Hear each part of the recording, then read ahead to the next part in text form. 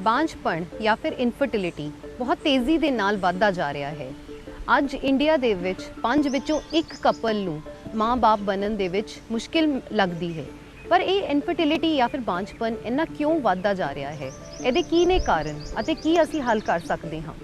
ਮੈਂ ਹਾਂ ਡਾਕਟਰ ਸ਼ਿਵਾਨੀ ਗਰਗ। जो बांझपन है या फिर जो इनफर्टिलिटी है, ਅਸੀਂ ਉਹਨੂੰ ਕਦੋਂ ਕਹਿੰਦੇ ਹਾਂ ਕਿ ਕਪਲ ਇਨਫਰਟੀਲਿਟੀ ਤੋਂ ਗੁਜ਼ਰ ਰਿਹਾ ਹੈ?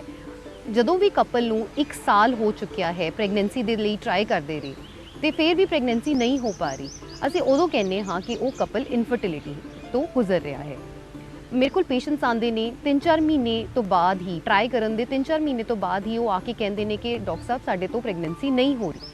ਸੋ ਮੇਰਾ ਇਹ ਮੈਸੇਜ ਦੇਣਾ ਤੁਹਾਨੂੰ ਬਹੁਤ ਜ਼ਰੂਰੀ ਹੈ ਕਿ ਇੰਨਾ ਛੇਤੀ ਸਟ੍ਰੈਸ ਨਾ ਲਓ ਅਤੇ ਐਟਲੀਸਟ 1 ਸਾਲ ਤੱਕ ਪ੍ਰੈਗਨੈਂਸੀ ਦੇ ਲਈ ਸਹੀ ਟਾਈਮ ਦੇ ਉੱਤੇ ਟਰਾਈ ਕਰਨਾ ਚਾਹੀਦਾ ਹੈ।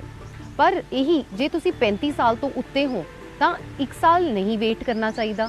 6 ਤੋਂ 7 ਮਹੀਨੇ ਚੰਗੀ ਤਰ੍ਹਾਂ ਟਰਾਈ ਕਰਨ ਤੋਂ ਬਾਅਦ ਵੀ ਜੇ ਪ੍ਰੈਗਨੈਂਸੀ ਨਹੀਂ ਹੋ ਰਹੀ ਤਾਂ ਤੁਸੀਂ ਛੇਤੀ ਕਿਸੇ ਡਾਕਟਰ ਕੋਲ ਜਾ ਕੇ ਆਪਣੀ ਟ੍ਰੀਟਮੈਂਟ ਸ਼ੁਰੂ ਕਰਵਾਓ। ਸੋ ਇਹ ਇਨਫਰਟੀਲਿਟੀ ਦੇ ਜੋ ਕਾਰਨ ਹੈ, ਕਿਉਂ ਇੰਨਾ ਜ਼ਿਆਦਾ ਵੱਧ ਰਿਹਾ ਹੈ? ਪਹਿਲਾਂ ਇਹ ਪ੍ਰੋਬਲਮ ਨਹੀਂ ਹੁੰਦੀ ਸੀ ਤੇ ਹੁਣ ਇਹ ਪ੍ਰੋਬਲਮ ਇੰਨੀ ਜ਼ਿਆਦਾ ਹੈ। एक अंधविश्वास वाली गल है जो लोग आके कहते हैं कि सारी जो इनफर्टिलिटी है वो फीमेल रीजनस करके है या फिर औरतों की समस्या करके है। जिन्ना फीमेल इनफर्टिलिटी ज़्यादा है उन्ना ही मेल इनफर्टिलिटी है। सो 50% फीमेल इनफर्टिलिटी के रीजनस होंगे ने ते 50% ही मेल इनफर्टिलिटी के रीजनस है। It is equal. सो ये इन्ना जिन्ना फीमेल इनफर्टिलिटी वध रहा है उन्ना ही मेल इनफर्टिलिटी भी अजकल वधदा जा रहा है। क्यों ये इन्ना ज़्यादा वधदा है? ये इस करके है क्योंकि अपनी जो आजकल खान पीन है या फिर अपनी जो लाइफस्टाइल है, बैठे रहना, स्ट्रेस लेना, खान पीन चंगा ना लेना, एल्कोहल या फिर शराब का इनटेक लेना, ये सारिया चीज़ां ही हौली हौली करके इनफर्टिलिटी के कई रीजनस नू जन्म दिंदियां ने। इनफर्टिलिटी जो फीमेल्स की गल की जाए तो उन्होंने विच रीजनस कई तरह के देखे जाते हैं। तो सब तो ज़्यादा वड्डा रीजन देखा गया है कि जो अंडेदानी दे विच सिस्ट्स बन जांदियां ने, जिन्हों कि PCOD कहा जाता है, उस विच माँ बनन दे विच डिफिकल्टी आती है। ऐदा नहीं है कि बन ही नहीं सकते, पर डिफिकल्टी आती है। दूजा रीजन रहिंदा है बच्चेदानी दे विच कई तरह दियां रसौलियां दा होना, जिन्होंने असीं फाइब्रॉइड्स कहते हैं, या फिर कई बारी ट्यूब्स भी बंद होंदियां ने। इस तो इलावा बच्चेदानी दा मूँह भी कई बारी बंद हो सकता है। ये कॉमन रीजनस ने फीमेल दे इनफर्टिलिटी दा होण दा। मेल इनफर्टिलिटी होने के रीजनस विच हो सकता है कि स्पर्म का काउंट घट होवे या फिर स्पर्म दे विच इन्फेक्शन होवे।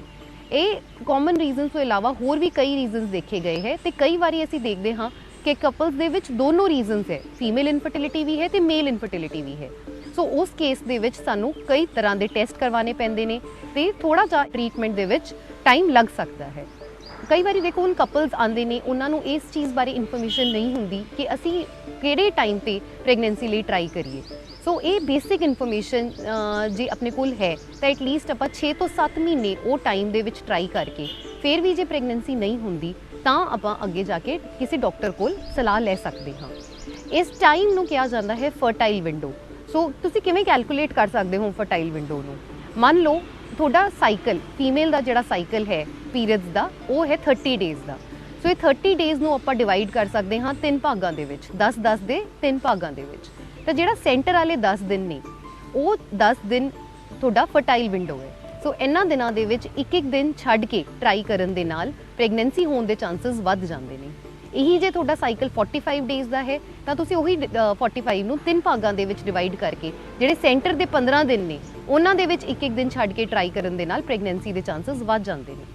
सो जे आपां नूं इस चीज़ बारे जानकारी है कि फर्टाइल विंडो का टाइम चल रहा है, उस विच भी ट्राई करन तो बाद 6 तो 7 या 8 महीने निकल चुके हैं तो प्रैगनैंसी नहीं हो पा रही, फिर तुसीं किसी डॉक्टर कोल जाके अपनी गल करो, सलाह लो तो अपनी ट्रीटमेंट की शुरुआत कराओ।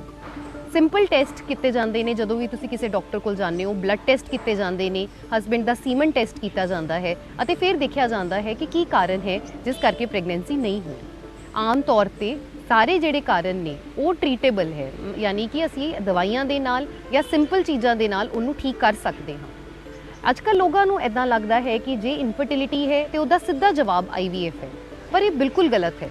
अजकल साडे कोल इन्नियां ज़्यादा ऑप्शनस ने इनफर्टिलिटी नूं ठीक करन दियां, सिंपल तो लैके कॉम्पलैक्स तक हौली हौली हौली करके असी कपल्स नूं गाइड करते रहने हाँ। ਤੇ ਉਹਨਾਂ ਨੂੰ ਆਪਸ਼ਨਸ ਦਿੰਦੇ ਰਹਿੰਦੇ ਹਾਂ ਜਿਵੇਂ ਵੀ ਉਹਨਾਂ ਦਾ ਕੇਸ ਸਾਡੇ ਕੋਲ ਆਂਦਾ ਹੈ। ਸੋ ਬਹੁਤ ਤਰ੍ਹਾਂ ਦੀਆਂ ਆਪਸ਼ਨਸ ਨੇ, ਜਿਵੇਂ ਕਿ ਕਈ ਦਵਾਈਆਂ ਵੀ ਹੈ। ਇੱਕ IUI ਕਰਕੇ ਪ੍ਰੋਸੈਸ ਹੁੰਦਾ ਹੈ, ਇੰਟਰਾ ਯੂਟਰਾਈਨ ਇਨਸੈਮੀਨੇਸ਼ਨ, ਜਿਸ ਵਿੱਚ ਹਸਬੈਂਡ ਦੇ ਸੀਮਨ ਨੂੰ ਫੀਮੇਲ ਦੇ ਵਿੱਚ ਇਨਸਰਟ ਕੀਤਾ ਜਾਂਦਾ ਹੈ। ਫਿਰ IVF ਇੱਕ ਜੋ ਹੈ ਉਹ ਤਾਂ ਹੈ ਹੀ ਸਾਡੇ ਕੋਲ ਇੱਕ ਆਪਸ਼ਨ। IVF ਦੇ ਉੱਤੇ ਵੀ ਇੱਕ ਆਪਸ਼ਨ ਹੈ ਜਿਹਨੂੰ ICSI ਕਹਿੰਦੇ ਨੇ, ਉਹ ਵੀ ਆਪਸ਼ਨ ਅਵੇਲੇਬਲ ਹੈ। ਸੋ ਕਿਹੜੀ ਆਪਾਂ ਆਪਸ਼ਨ ਵੱਲ ਜਾਣਾ ਹੈ ਉਹ ਡਿਪੈਂਡ ਕਰਦਾ ਹੈ ਆਪਣਾ ਕੀ ਕਾਰਨ ਕੀ ਹੈ ਇਨਫਰਟੀਲਿਟੀ ਦਾ। ਸੋ ਇਸ ਲਈ ਸਲਾਹ ਲੈਣਾ ਟਾਈਮ ਸਿਰ ਬਹੁਤ ਜ਼ਰੂਰੀ ਹੈ। ਇਹੀ ਜੇ ਆਪਾਂ ਨੂੰ ਇਨਫੋਰਮੇਸ਼ਨ ਬਾਰੇ ਪਤਾ ਹੋਏਗਾ ਤਾਂ ਆਪਾਂ ਸਹੀ ਟਾਈਮ 'ਤੇ ਸ਼ੁਰੂਆਤ ਕਰ ਸਕਦੇ ਹਾਂ ਅਤੇ ਇਨਫਰਟੀਲਿਟੀ ਤੋਂ ਛੁਟਕਾਰਾ ਪਾ ਸਕਦੇ ਹਾਂ।